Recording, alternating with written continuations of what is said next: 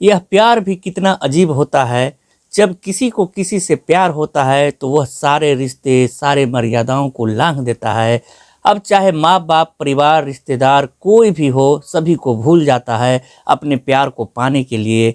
लेकिन प्यार में जब नफरत पैदा होती है तब भी वो सारी मर्यादाओं, सारे रिश्ते, सारी सीमाओं को लांघ देते हैं और एक दूसरे के इतने बड़े दुश्मन बन जाते हैं जिसके लिए वह चाहे जान देनी पड़े या किसी की जान लेनी पड़े। दरअसल आज की जो कहानी मैं आपको सुनाने जा रहा हूँ, इस कहानी में लगभग कुछ कुछ ऐसा ही होता है।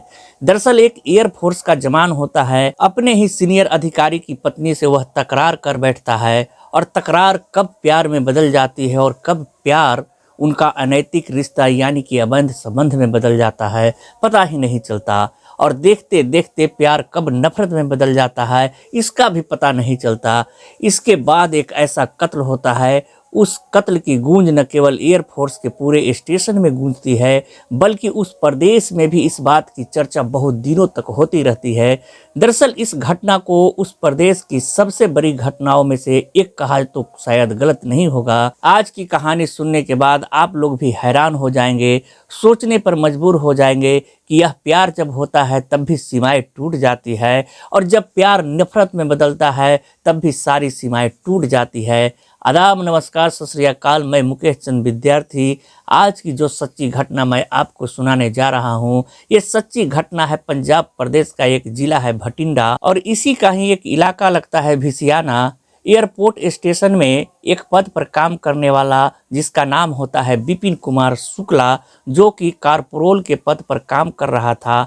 8 फरवरी 2017 की बात है। अपनी ड्यूटी से जैसे ही विपिन कुमार शुक्ला वापस आता है, घर जाकर अपना सामान रखता है, अपनी पत्नी से कहता है कि बस मैं यूं ही मंदिर पर गया और मंदिर से थोड़ी देर में लौट कर वापस आता हूँ, तुम खाने पीने की तैयारी करो। 2 बेटे होते हैं, दोनों ही बेटे और पत्नी इंतजार कर रहे थे, लेकिन इंतजार करते करते कब पूरी रात निकल जाती है। विपिन कुमार शुक्ला वापस लौट कर घर नहीं आता।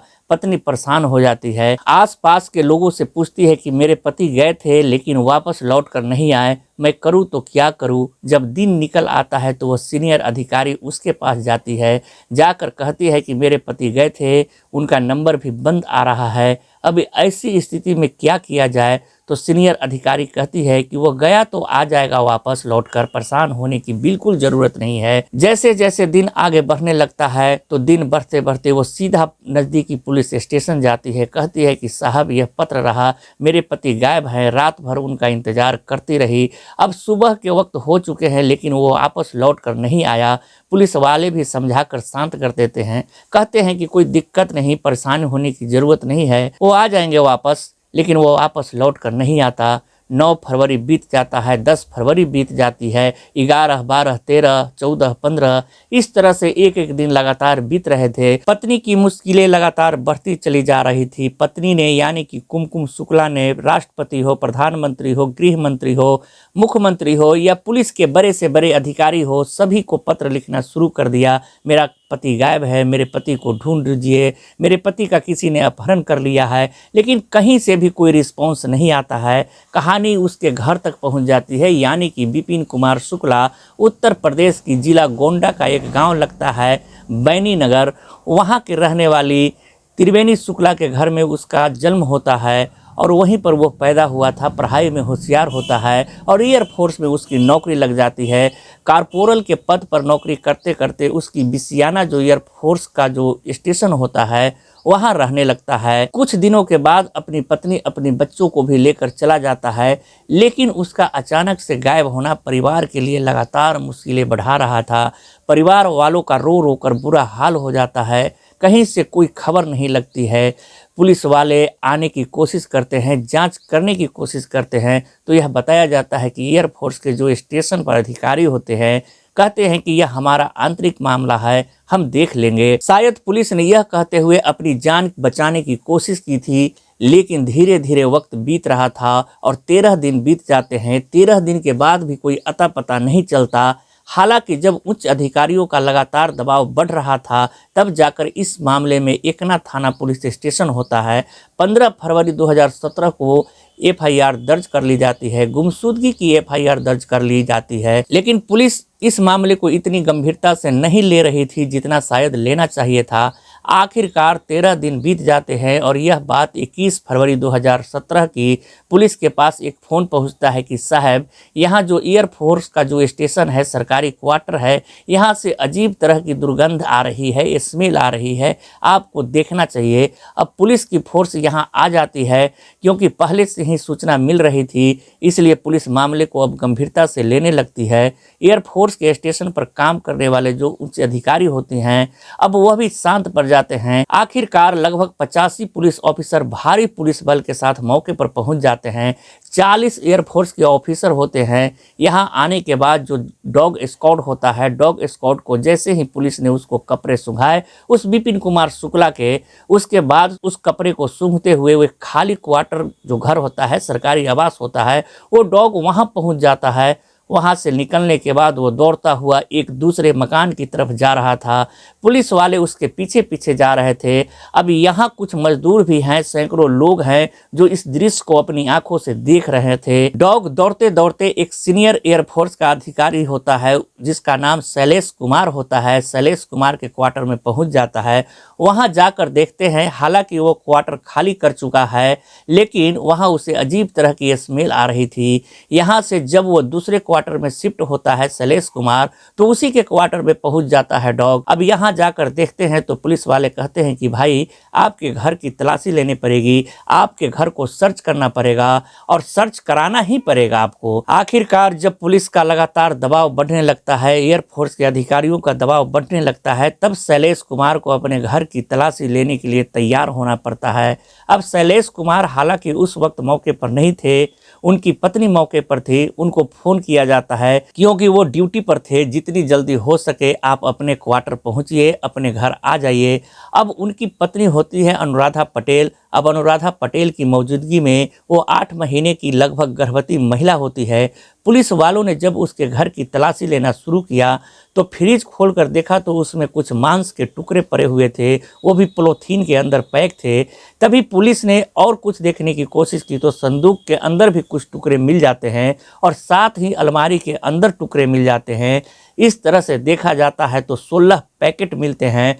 16 पैकेट यानी कि 16 पॉलीथीन के टुकड़े थे। उन टुकड़ों में लाशें थी और जैसे ही उसको देखा जाता है तो पता चलता है कि ये और कोई नहीं बल्कि विपिन कुमार शुक्ला की लाश के टुकड़े हैं।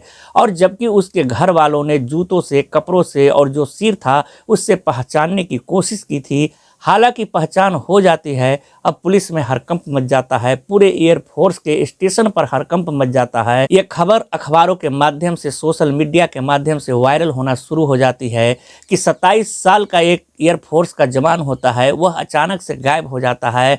गायब होने के बाद उसके टुकड़े टुकड़े कर दिए जाते हैं। अब टुकड़े टुकड़े करने के पीछे की वजह क्या थी? जब पुलिस ने इस मामले की जांच पड़ताल करना शुरू किया तो पता चलता है कि जो एयरफोर्स का ये जवान होता है शैलेश, उसने अपने ही जूनियर जिसका नाम होता है विपिन कुमार शुक्ला, उसको 8 फरवरी 2017 को सामान की पैकिंग करने के बहाने अपने घर पर बुला लिया था और घर पर बुलाकर ही उसकी हत्या कर देते हैं। कोई भारी वस्तु उसके सर पर मारी जाती है, उसकी मौत हो जाती है और मौत होने के बाद उसकी लाश को ठिकाने कैसे लगाएं, क्योंकि एयरफोर्स के स्टेशन पर आना और जाना, किसी भी ऐसी चीज़ को लेकर जाना कितनी मुश्किल का काम है। उन्होंने उसका कत्ल तो कर दिया, लेकिन कत्ल करने के बाद उसको रखे कहाँ, कैसे करे, समझ नहीं पा रहे थे और वो अपने अपने काम में मशगूल हो जाते हैं। इसके बाद लगभग 1 सप्ताह बीत जाता है और 1 सप्ताह बीतने के बाद फिर उसकी लाश को ठिकाने लगाने के लिए उसके लगभग 16 टुकड़े करते हैं, पॉलीथीन के अंदर पैक करते हैं। पहले तो वो कुछ दिन बड़े से एक बक्से में रखा जाता है। जब कमरा शिफ्ट कर रहे थे तो शिफ्ट करने के दौरान ही लाश को इधर से उठाकर दूसरी तरफ ले जाते हैं।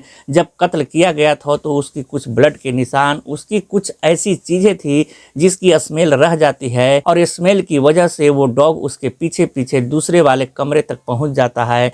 हालांकि पुलिस यह बात पूछती है कि आखिरकार इसका कत्ल करने की क्या वजह थी। तब ये पता चलता है कि लगभग अब से यानी कि घटना से 2 साल पहले की ये घटना होती है। यानी कि साल 2017 में फरवरी का वो महीना था और 2 साल पहले यानी कि इस एयरफोर्स के जवान जिसका कत्ल हो, जिसका नाम विपिन कुमार शुक्ला होता है, यह अनुराधा पटेल के साथ छेड़छाड़ कर देता है। ऐसी बात मीडिया रिपोर्ट में आती है। जब छेड़छाड़ कर देता है, इसमें कहा सुनी होती है, कहा सुनी कब इनकी मोहब्बत में एक दूसरे के करीबी रिश्ते में बंध जाती है पता ही नहीं चलता। और यह जो विपिन कुमार शुक्ला है वो उसके साथ एक ऐसे अनैतिक रिश्ते में यानी कि अवैध संबंध में बंध जाते हैं। धीरे धीरे करके वक्त आगे बढ़ने लगता है। लगभग 2 साल बीत जाते हैं। 2 साल के बाद यह अपनी पत्नी, अपने 2 बच्चों को लेकर यहाँ सरकारी क्वार्टर में रहना शुरू कर देता है। और अनुराधा पटेल चाहती थी कि वो उससे शादी कर ले। जब शादी की बात आती थी तो मना कर दिया करता था, और जब शादी के लिए वो तैयार नहीं था तो यहीं से नफरत पैदा हो जाती है। इसी बीच में उसने अपने पति से पूरी कहानी बयां कर दी कि मेरे साथ इसने कुछ इस तरह की बातें की है, और वो 8 महीने की प्रेग्नेंट भी होती है। ऐसा बताया जाता है कि वो प्रेग्नेंट जो हुई थी वो शायद विपिन कुमार शुक्ला की वजह से ही हुई थी। हालांकि इस बारे में कुछ ज़्यादा डिटेल में जानकारी मिलती नहीं है, लेकिन जैसे ही पति को यह बात पता चलती है तो पति को बहुत ज़्यादा गुस्सा आता है। इसलिए उसने अपने साले को साथ लेकर, जो कि नेवी में उसकी पोस्टिंग होती है, उसको साथ लिया जाता है। और साथ लेने के बाद वो उसका कत्ल कर देते हैं। और कत्ल करने के बाद लाश ठिकाने लगाने की कोशिश कर रहे थे, लेकिन उसमें सफलता मिल नहीं पाती। आखिरकार पुलिस ने उन्हें गिरफ्तार किया, और गिरफ्तार करने के बाद पति पत्नी को जेल भेज देते हैं। जो इनका साला होता है भाग जाता है, और भागता ऐसा है कि वह वापस लौट कर नहीं आता।